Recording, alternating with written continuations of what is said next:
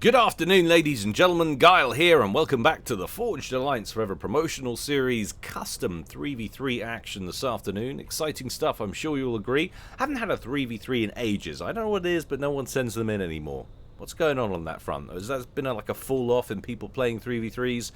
I don't see them very often in the replay vault either. Maybe there's some new convention whereby it's bad luck to get into a team of 3 on FAF. No one's made me aware of it. Whatever it is, start playing more and send me replays. Give me more 3v3s. Or indeed 3v3v3s, or 3v3v3v3v3s, or 2v2v2s, or free-for-alls, whatever it might be. Variety, after all, is the spice of life. And as an interesting segue, while we're talking about variety, the promotional team has got in touch, guys, and said, specifically Rowie on that front, thank you for getting in touch, lad. They need help with localization on the FAF website. So they need a variety of different languages, specifically French, Russian, German, Spanish, Czech, Polish, and they've written Chinese, but I'm guessing that's Mandarin because there's more than one, if I'm aware, if I've got that right, I think. But anyway, if you speak any of those and you've got a bunch of free time and you want to help out, they would love your assistance, I'm sure. So check out the link in the description below this video for the Discord if you're not already on it, and go and check out translation chats, guys. So once again, if you speak French, Russian, German, Spanish, Czech, Polish, or Chinese, I'm guessing Mandarin, please go and check that out, guys. I'm sure they would appreciate it. Alright, that's enough of that. Let's get on to today's game. As we said, it's custom 3v3 with a couple of Joes in there for good measure, but it's mostly pros, and it's going down on a generated map. I'm ready. You guys are ready, and the players are sure as hell ready. So let's go on over to the game zone and see how they're going to get on. Ching, ka-ching. We'll call this Team 1 up here at the top as they gate in, and this Team 2 down here at the bottom. Going first for Team 1, we have Azuros, and he sounds like the god of plenty, doesn't he? Azuros. There probably is. There is a god of plenty, but I don't know who it is. Anyway, here he is, and he's going Seraphim in Elephantine Grey, opening a first land, and to his bottom, or south, it's not to his bottom, but nonetheless, it's a Cybran, so aptly played for his bottom. It's Note in fabulous Vivacious Violet, opening first land, and last but not least for Team 1, our Joe for the day, it's Zasnoba, and I do love saying Zasnoba. We've had him a couple of times before. I'm not sure what I've said it reminds me of in the past, but today it reminds me of a Russian musical instrument, some kind of woodwind, or no, maybe not woodwind, maybe a brass with a muty-tooty kind of sound to it, small enough to fit in a rucksack. Anyway, there he is. He's going Cybran. It's a little tangent for you. In Burgundy Red, opening first land. Over to Team 2 now at the bottom. First of all, in that horrid lime green, it's Avaran going Aeon, opening first land, and then double second air. Team member number 2 to the north in combat green, we've got Terran going UEF, opening first land, second air, and last but not least, it's another UEF, this time in baby pink. It's Assassin there, and he's going UEF, opening first land as well. As we said, our Joe for Team 2, 1200 there. Terran, a little bit higher than the 1000 for Zasnoba. Highest rated player, though, is Azuros on Team 1, 1900. Game quality at 93%. We're pretty happy with that. And, excuse me, has to be said, the full spectrum of races represented, 2 UEF and an Aeon there on Team 2, and 2 Cybran and a Seraphim there on Team 1. Those filthy Cybrans teaming up with the aliens. Should have expected it, should have seen it coming. What have we got off the... Is that a...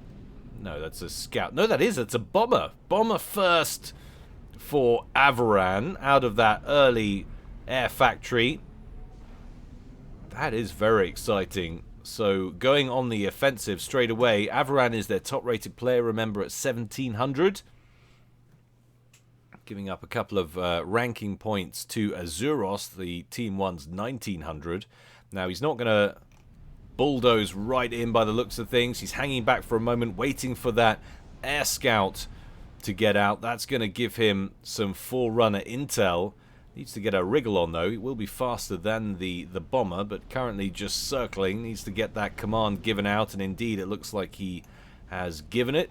That bomber drifting off towards the plateau on the left-hand side. We haven't said much about the map. There's little dots of reclaim around these rock formations and plateaus, but otherwise, broadly speaking, the rest of the ground is littered with trees. They do have some reclaim value, but not nearly as much.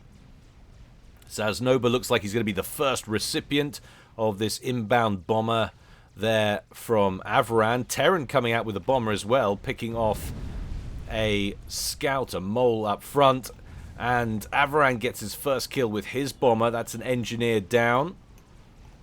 Zasnoba loses another scout and then another engineer over here. So that's 2 dead scouts and 2 dead engineers. Gets another engineer over here. This one would have been a choice target, though, as it's working on a tracer.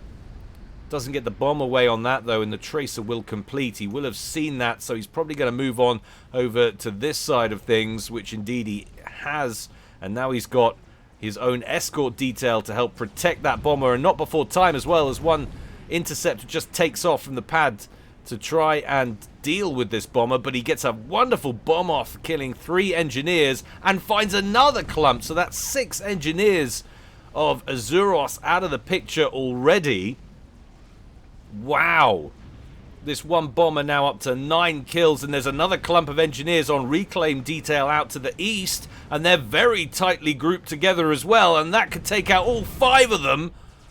Bosh, up to 14 kills. The next interceptor sent to deal with the bomber is taken out again, and engineers clumping again potentially, but he doesn't get the bomb away this time. And now we've got an inbound interceptor, this time out from Note, trying to finally deal with this bomber.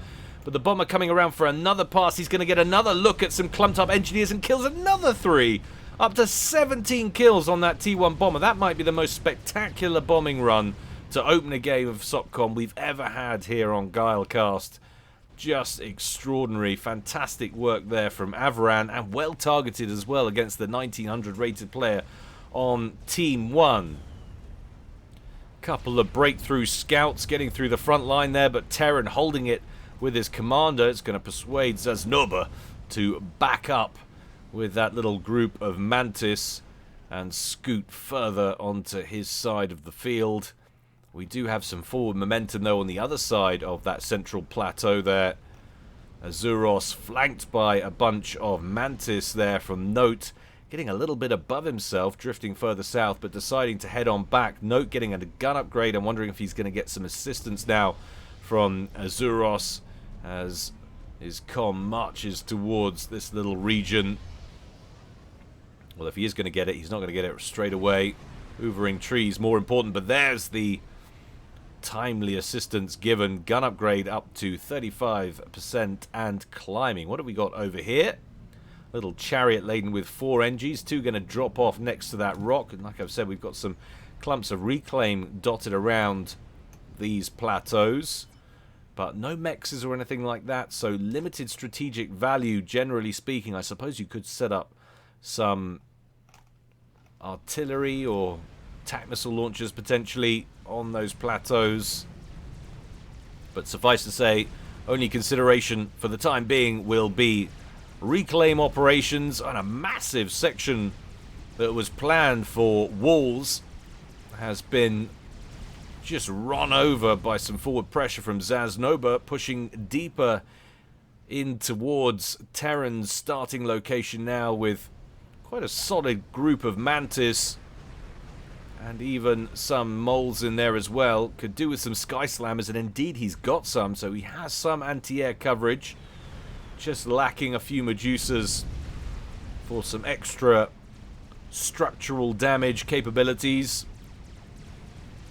Another section of impeding wall placements going up a little bit further back from that initial front line, and in fact Terran pulling his comma back a bit from the front line.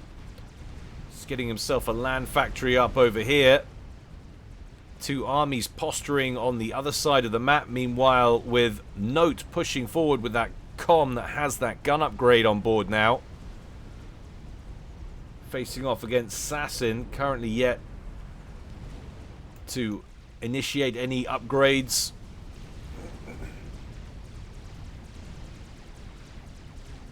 Saznoba repositioning with that vanguard will probably manage to score a couple of mechs kills here as he drifts over these two mass points belonging to Avaran. And with no defending forces in the immediate area, running over that's an absolute breeze. Saznoba playing very aggressively. Nice to see from a 1000 rated player who on paper looks out of his depth, but certainly not looking that way in the early stages of this game. Really taking it to his opponents. That's 5 or 6 mexes he's now taken out in the last few minutes. And Note looking aggressive in the east as well. This is a good start for Team 1, who are down overall in total mass accrued, and I'm wondering how much of that is down to that opening bombing run we saw from Avaran, killing off all those NGs. That must have had an impact on Azuros, who is currently produced about 16k, which is the same as Note. Saznoba has put out 18k. Compare that to Avaran, who's in the same starting location right at the back. He's put out 19k so far, so he's got a couple of k on him. That definitely would have helped.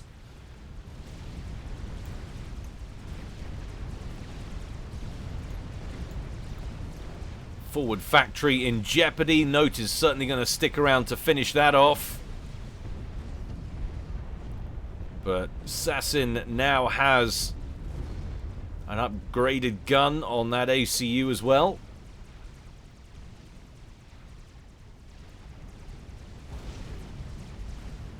And now he's starting nano repair as well for that commander. It's going to give him a lot of tank and a lot of damage up front, facing off against Note. But Note is already backing away from future confrontations with his commander, but he's skirting around nicely to harass this little group of land factories over in the southeast. I think there's enough units in the area there for Assassin to handle it.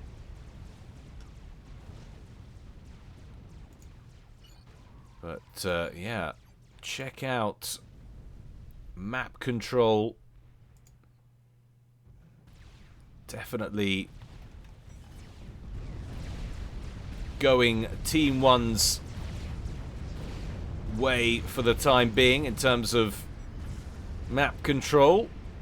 Avaran and Terran in defensive mode for the time being with their commanders, as is Assassin, although Assassin now, having completed that nano repair, might feel tempted to go on offense.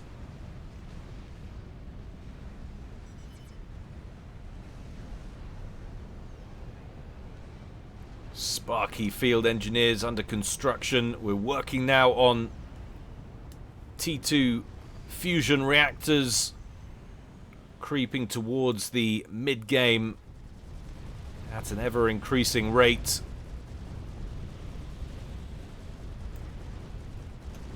Some mongoose out on the field. T2 massively superior to the weaponry Saznoba has out on the field currently, outranging all of those units. Oh, and a little collection of civilians getting slaughtered. Always welcome, especially when they're filthy Cyberans.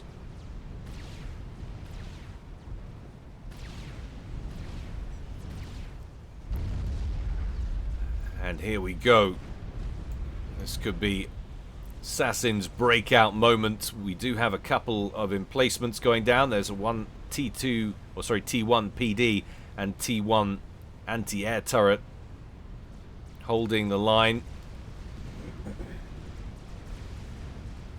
Haven't seen much in the way of airplay from Team 2 after that stunning opening bombing run. And now, to augment the mongoose, we've got some pillars up front as well for Terran, who is falling off the pace ever so slightly in generated eco. He's on 43. Compare that to Note. He's at 62 in the mirrored position. But he's definitely funneled more resources into combat upgrades and army production, as opposed to teching up his eco. Mongoose still getting things done with their Gatling guns and their grenade launchers. Pushing deep, though, into enemy territory, and we're already at T3 air. Strap bomber for Azuros, circling the field. 3 kills to his name already. And some ASFs guarding the middle. Now, are we going to get a majestic counter-bombing run? Looks like Avaran is at similar tech level, but ever so slightly behind in production numbers.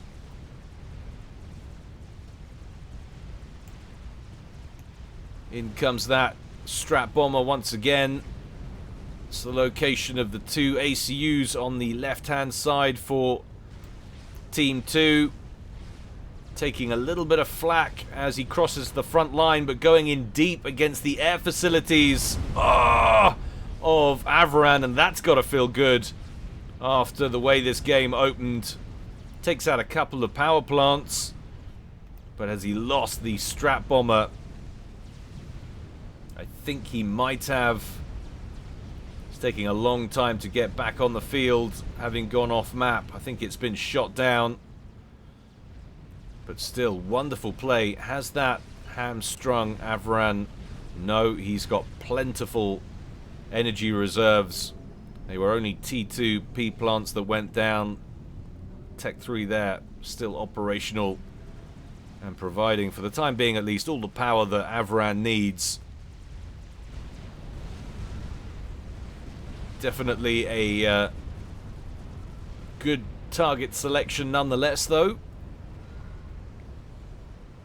Would have taken several passes with that strap bomb to take down that T3 reactor. And now we have another strap bomber out for Azuros. And 33% done towards the next one.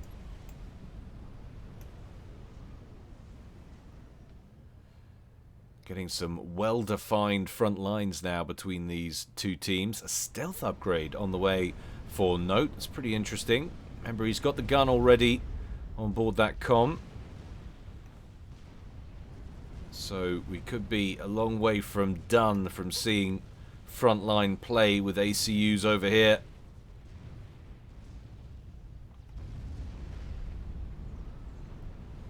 Terran upgrading his eco now.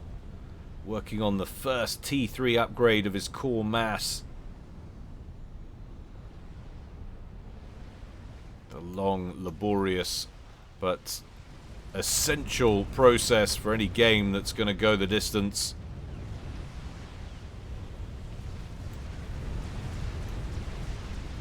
Pillars rolling in to engage an army that now has some of its own T2 units, though. Not a huge quantity. Got a couple of bouncers in here, 3 to be precise. And just like their T1 counterpart, the Sky Slammer, those can also target the ground.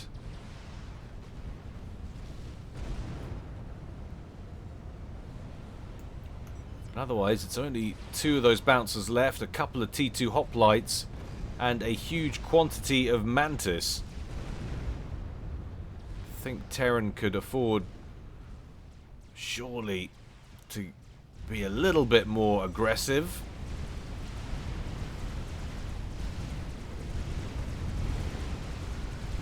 If he can manage to take down those T2 units in the center and then keep his distance, should be able to win that fight. But what have we got here? Assassin could be in trouble. He's got the personal shield, though, on board, and, of course, the nano upgrade from earlier, but this is a massive push inbound from Note, who's also pushing in from the eastern flank with his comm, and another group of Mantis. Assassin now with his own forces sandwiched in the middle of these two groups of Cybran units. He's got about 5,000 hit points left on that shield, but not anymore as two strap bombers come in over the top from Azuros. I think one of them got shot down, but he still has one remaining. Assassin still eating strap bombs, but that bomber does ultimately get shot down thanks to a couple of ASFs from Avaran, but Avaran seems to be completely out of air power now.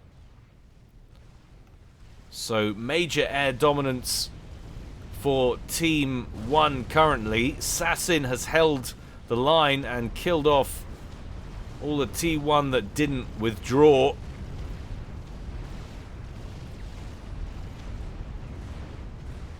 And now that shield comfortably recharging. That's a chunky little comm right there. Gonna need a few more strap bombers than that to deal with it. Over in the west, now we've got some Titans on the scene from Terran, who go straight for the T3 units, the bouncers, and then move on to the rest of the spam. Spam which is now heavily outmatched, and Zasnoba knows it, which is why he's turned-tailed and withdrawn.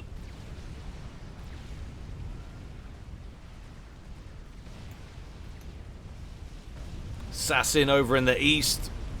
Shield back up to 11,000 hit points. Not carelessly charging headlong into this base. There are a few units of point defense up and running. Looks like we've got 3 Cerberus turrets in play. He's got to pick his moment carefully. Zasnoba has gotten the laser done and is now going for cloaking. Interesting. So, looking for some kind of evil, cloaky mazer bot up front. Very brave decision. Very exciting too. Note over here with his comm, but his forward base is getting pummeled now by Assassin, who's looking remarkably healthy with those defensive upgrades he's got on board that comm. Note has got a couple of bricks in here, but that should help. Some strap bombers in, but they only get one pass thanks to a couple of Cougars rolling in for Assassin from the south, and he's got those shielded as well. And we've got the makings of a little firebase potentially going up here, but look at this breakthrough from Terran. The withdrawal from Zasnoba has opened a door potentially, and there's a bunch of Titans and Pillars and Mongoose bowling their way in towards the main bases over here. Engineers for Note trying to get defenses up and running on the front line, but they don't last very long. Down goes the mechs. Zasnoba trying to engage or harass from the west. Oh, I think this is a mistake. Surely you've got to charge in there, although Azeroth is coming in with his comm. Would you not want to just suicide your army to try and take out that ion reactor? Maybe not. Maybe that's not sensible. This is why I cast and don't play. The reckless decisions. Get in there and cause some damage. Yeah, and we've got bricks inbound. I think that was probably the right decision. A decision that I clearly wouldn't have made. Cloaking upgrade, 91% complete. This is going to be interesting. Hopefully he uses it offensively. Can't imagine why you would make that investment otherwise, if you weren't at least planning to.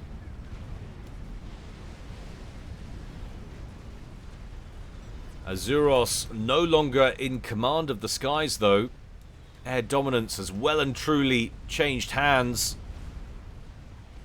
Azuros just with the single solitary ASF on the field, and Avaran, by contrast, with some 17 kicking around the middle of the map over here. Surely you'd want to harass these units over here, these emplacements. No, some of these T1 point defenses at least. Maybe you're afraid of something like this coming your way. Some cloaky, naughty, with a great big fiery laser of doom. All the best lasers are shot out of the chest. It's just the way it's done.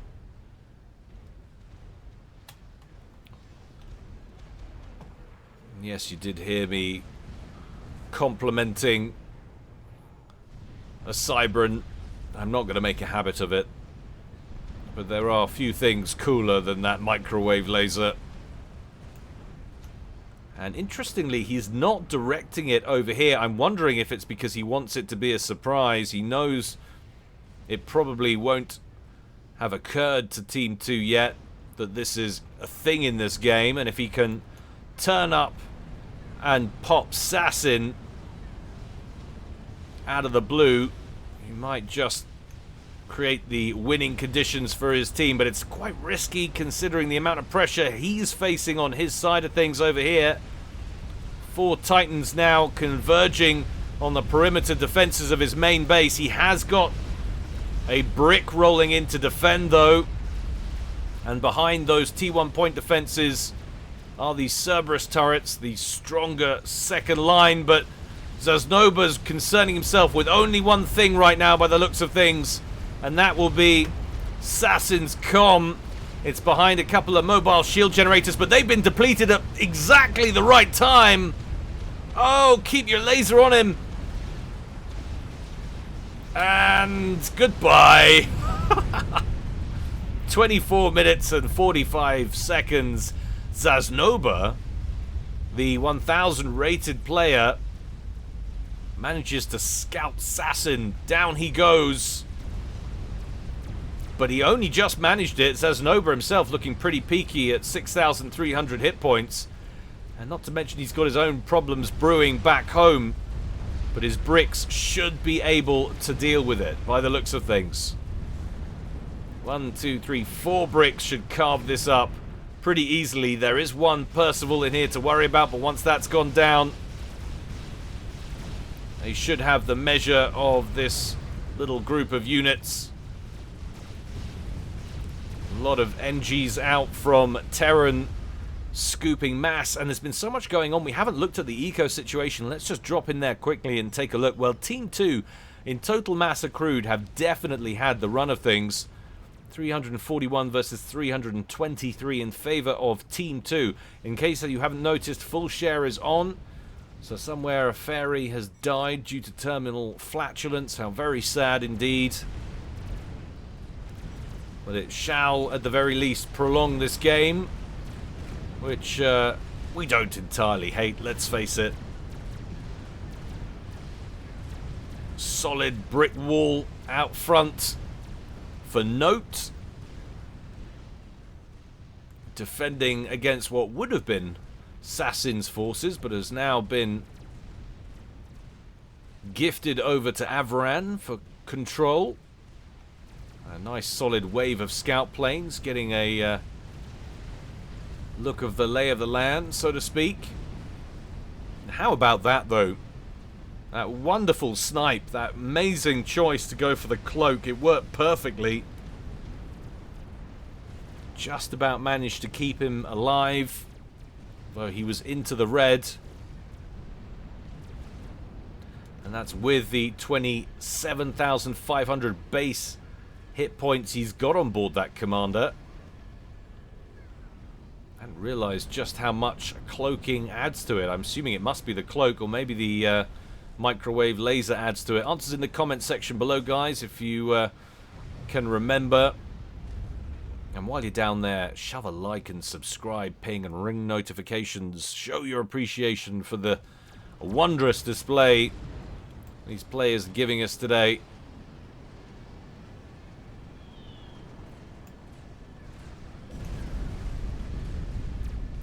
T1 bombers harassing the bricks, which are on the move now. There's so many of them. Although there are a few Percivals kicking around, there's nowhere near enough by the looks of things to deal with that huge quantity of bricks.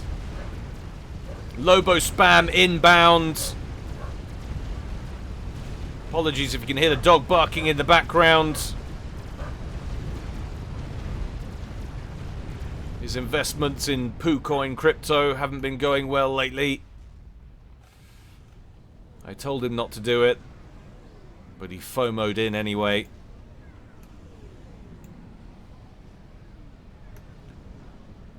Large transport laden with engineers for Azuros. Where's that headed?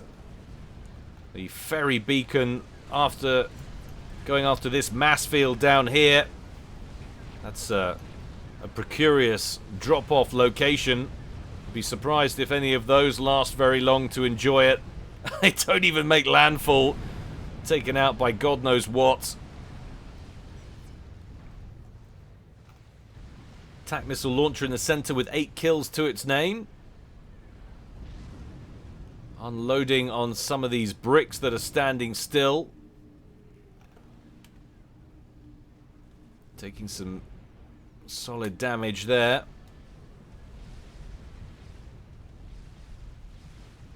So who is carrying who right now? Well, Avran is sitting on 2 bases, of course, which means he's putting out 249. But Zasnoba, the 1,000 rated player, sitting on 1 base, and he's at 221. It's a bit of a dark horse if you ask me, and would you look at that? A Tsar from Avran, who has a monstrous collection of ASFs. No doubt down to the fact now that he's sitting on double the eco thanks to inherited Assassin's production. Let's do a quick ASF count. 86 ASFs versus Azuros's 61. He's not doing too shabbily either, but he doesn't have a Tsar on top of it. He's going to want to look after that. He definitely needs a fighter screen out in front of it, though. That will be a priority target if I've ever seen one. Looks like he might be directing it towards the bricks of Zasnoba. Azuros was thinking about going in, but changed his mind. There's the giant plasma hoover.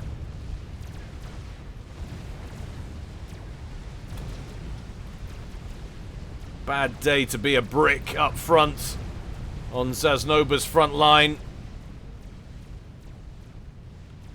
Azuros desperately wanting to fly in there and take it down. Oh, now might be his opportunity as Avaran separates slightly from his ASFs, but it might just have been a feint. And the engagement doesn't materialize. You can see the furious conversation. Now the advice from Sassin from beyond the grave. Back! Now, save it!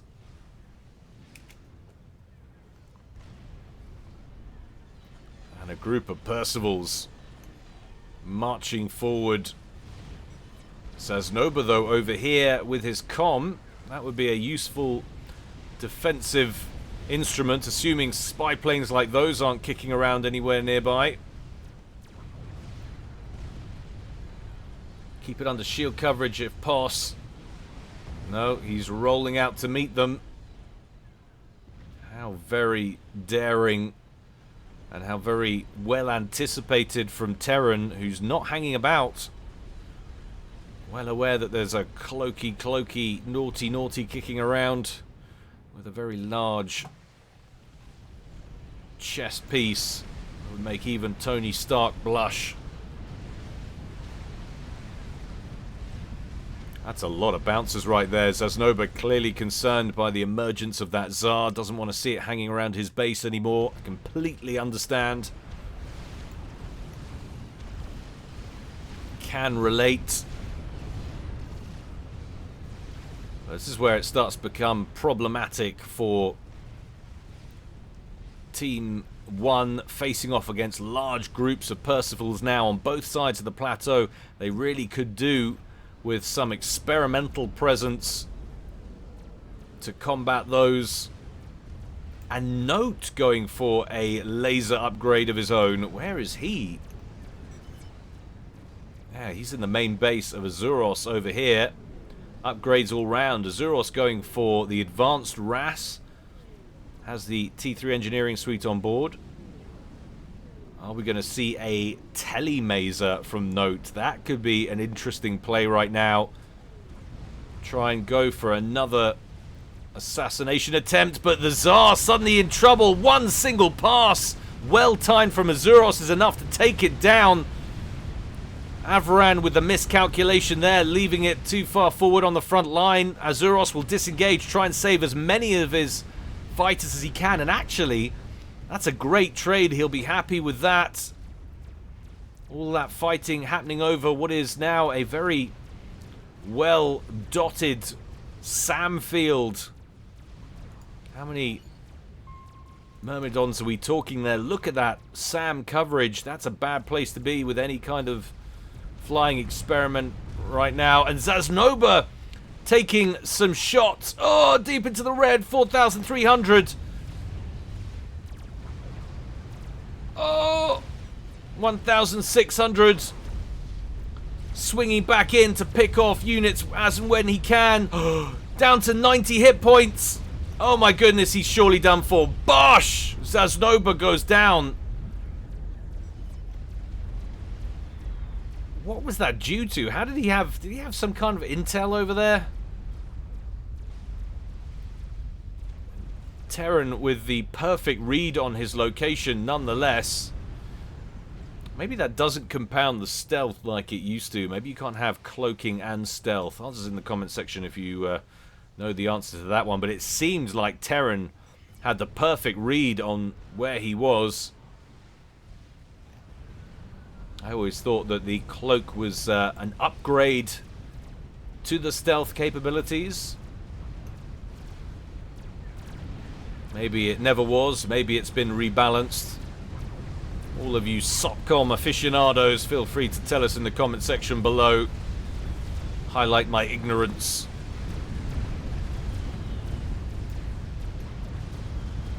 Armies merging down here. Shield gens of limited assistance there in that encounter. Not lasting very long at all under that onslaught of brick fire, but there are more parashields coming in. And that will be a very welcome sight if you're rooting for Team 2. A GC up front. That's going to start cleaning up against these bricks, using those tractor hands to suck those bad boys up off the ground. And there it is. The filthy, the dirty, the grotesque, the malign tele-snipe on the way. 88% done on that teleporter upgrade. He's got the Mazer, he's got the gun, he's almost ready to go. Zasnoba's base was transferred over to Azuros. Azuros now producing 448 mass per tick. Team 1 well ahead in mass generation now. 706 versus 595. That is pretty enormous. And that's not just what she said.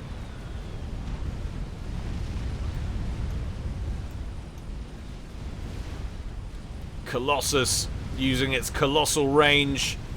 Azuros throwing what he can back at it. T1 bombers in the kitchen sink. ASF's Tangle, that's going to go better, I think. Very much so better for Avaran. But he can't hang about over the top of those SAM sites. GC storming in towards the main bases. Note, however, has completed the teleporter and is currently teleporting. Let's see if we can see an exit point. It's probably going to be close to a commander. It is right on top of Avaran himself. He hasn't noticed it. And he's going to get lasered in the back of the face for his trouble. Bosh! Now the question is, can Note get back out of there before he himself goes down? Terran inheriting everything down here. Note in the yellow, 4,700 hit points. Gets out just in time, but to where? To the top right-hand corner. Just as there's a GC with parashields, with Percivals, storming in the front door. The main base of Azeroth under threat now. That whopping mass production lead might not last for long. Point defense being spammed up as quickly as Team 1 can muster it. Colossus down to about 50% health, but that final shield gen protecting the main base of Azeroth is about to buckle. And there will be the chain reaction that will take out all of the air production facilities of Azeroth. Swarms of T1 bombers doing their best to counter the experimental, which is now at 5 stars veterancy. Still with some 56,000 hit points on board.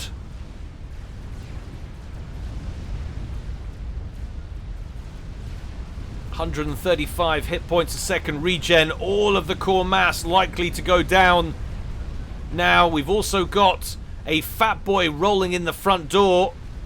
Although Brick's advancing valiantly towards it, they might be able to take it down. That would be absolutely huge for Team 1 if they can manage it. But oh no, look at Note over here. He looks like he's been caught out. GC gets in range and face lasers him. Down he goes. Just shy of 40 minutes into the game. Wow, but the Bricks don't manage it over here. The fat boy survives.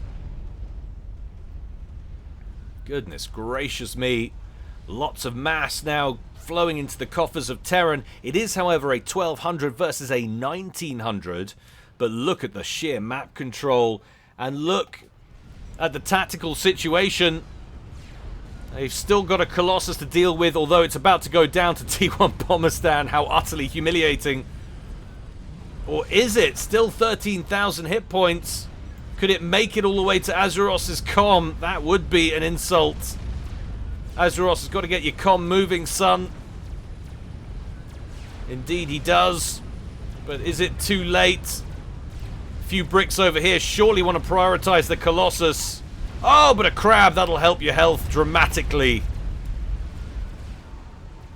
And another one under construction. He's got a huge quantity of build capacity over in this top left-hand corner. And that experimental arrives just in the nick of time, as we have another Percival push coming in the front door. But look at this. Massive power vacuum on his eastern flank. Fat boy out front still. And where are we in terms of eco? He's got floating enough power for the time being. He's got about half of his mass storage full, though that's depleting as he's trying to get another megalith out nice and quickly. But it's 619 mass for Team 2, or Terran, versus 293 for Azurus and Team 1. That is hard to contend with. Oh, and we've got a nuke launcher working on its first nuke as well. This game is just crazy.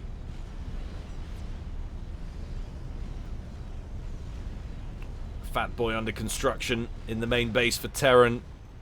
Leftover T1 bombers now swarming over above that fat boy. Terran needs to get some flak out to try and cover it. But it's ranged artillery doing a nice job of inflicting damage on that crab, who's forced to withdraw as a result. Second crab into the green, though. That's not far behind. And Azuros has lots of mass to call upon. 21,000 mass in that wreck for that Colossus, all going to Azuros, and no doubt helping to fund that megalith, which is now complete. I'm wondering if he's going to go for another one. Got a few strap bombers lurking up at the top of the screen here as well.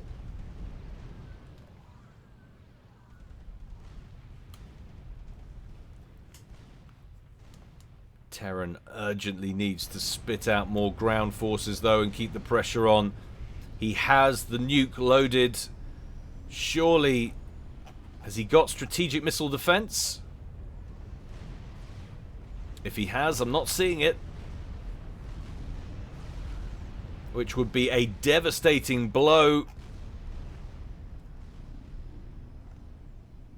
And he's launching. Strategic launch detected. There it goes. And I have a very strong sense that that is going to connect.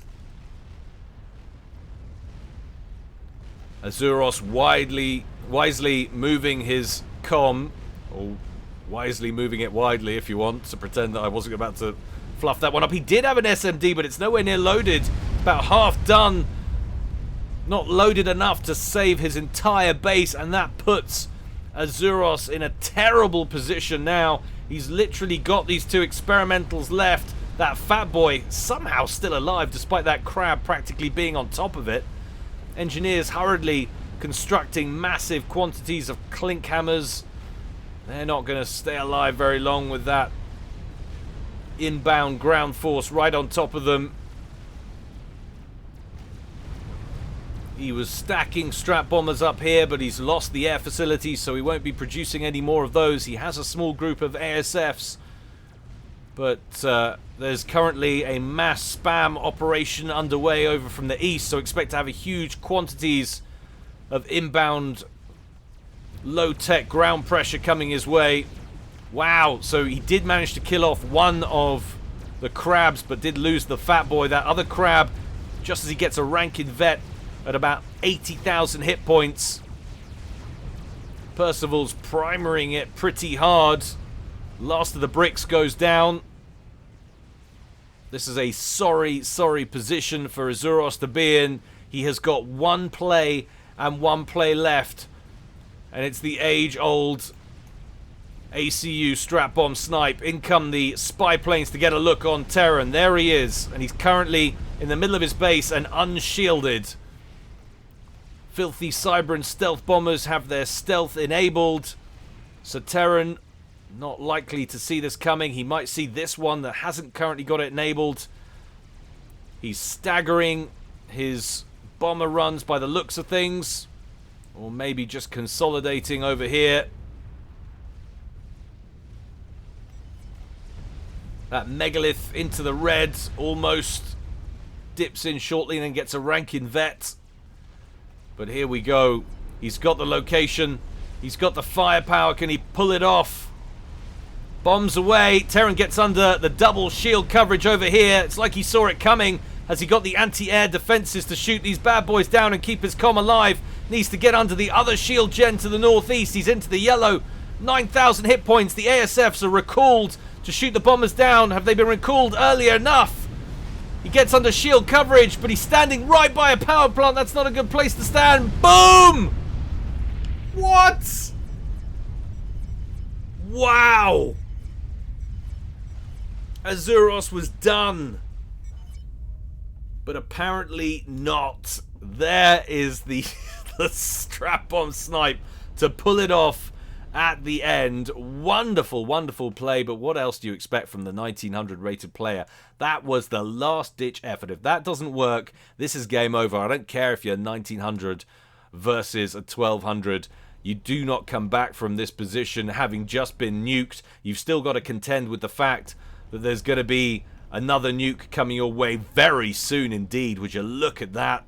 There's no way you're getting out of this if that snipe misses. Thank goodness for Team 1 that it didn't. I hope you enjoyed it, guys. There's always more to come from me in the future. Don't forget, please consider the Patreon. It's simply $1 a month, $12 a year for regular casts coming your way. We've got almost 40 casts on there now, and it's growing all the time. Please check it out.